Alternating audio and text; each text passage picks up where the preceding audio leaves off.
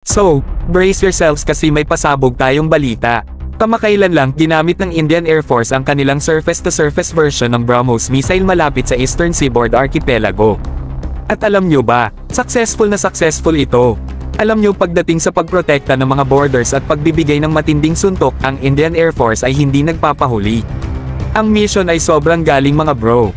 Ang missile fire ay parang isang espesyalistang tirador na tumatama sa bullseye. Boom! Diretso ito sa target, walang room para sa duda. Parang sinabi ng BrahMos missile, nandito ako, nakita ko, pinasuko ko.